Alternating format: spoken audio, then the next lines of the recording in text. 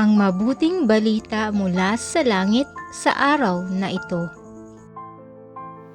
Aleluya, aleluya!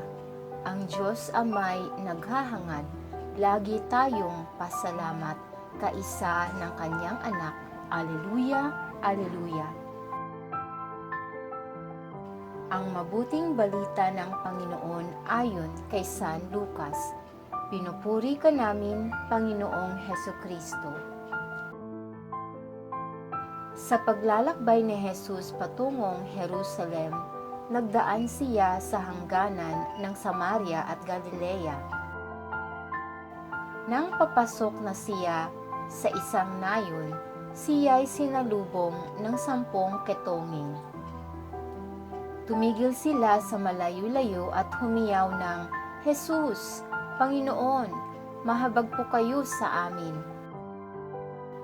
Nang makita sila, ay sinabi niya, "Humayo kayo at pakita sa mga saserdote." At samantalang sila'y naglalakad, gumaling sila.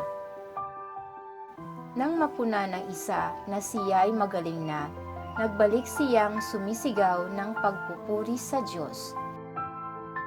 Nagpatira pa siya sa paanan ni Jesus at nagpasalamat. Ang taong ito'y Samaritano. "Hindi ba 10 ang gumaling?" tanong ni Jesus.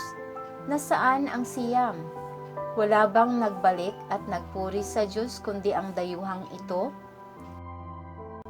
Sinabi sa kanya ni Jesus, "Tumindig ka't humayo sa iyong lakad. Pinagaling ka dahil sa iyong pananalig." Ito ang mabuting balita ng ating kaligtasan. Papuri sa Diyos.